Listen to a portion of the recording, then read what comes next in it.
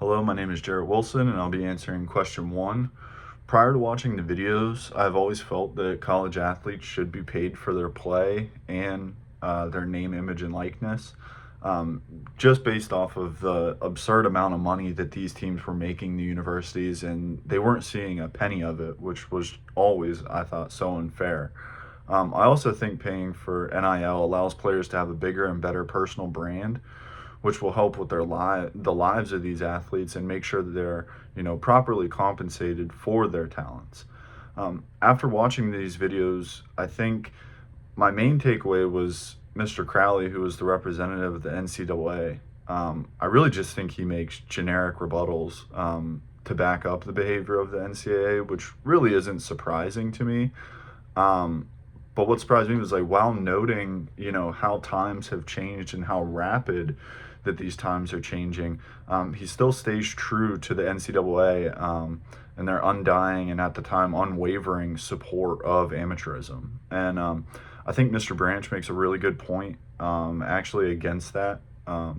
In the first video, and the example of that was the Olympics switching over from amateurism, and people couldn't even notice. But it's just, that's how impactful college sports are. And I think in a way it was actually a example of why players should be compensated.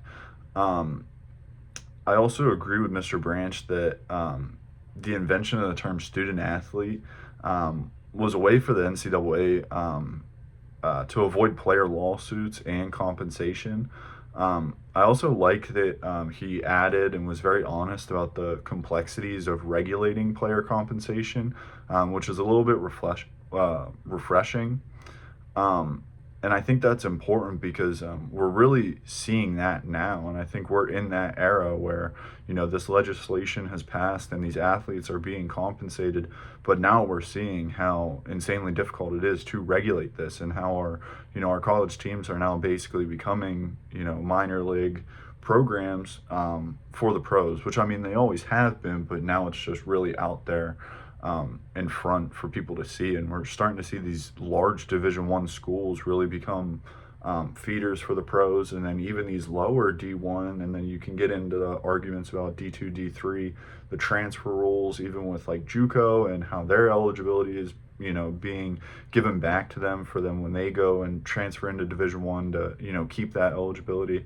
How these lower schools are becoming feeders for the big programs. And I know a lot of people have a big problem with that, but my big thing with Mr. Branch, and I think his biggest point about it is, just because it is hard to regulate doesn't separate it, or doesn't, take away from the fact that it's the right thing to do. I mean, I think a quote from his, that, PBS even used in like the summary of his points, I think it's his, most impactful statement during his time. It was just, nowhere else in America do we forbid adults from seeking a portion of the highly valued services they provide. I just think that that's a very, all-encompassing statement that just proves why that this is right, and why these athletes deserve the financial compensation for their talents. So thank you guys for watching, and I hope you have a great rest of your night.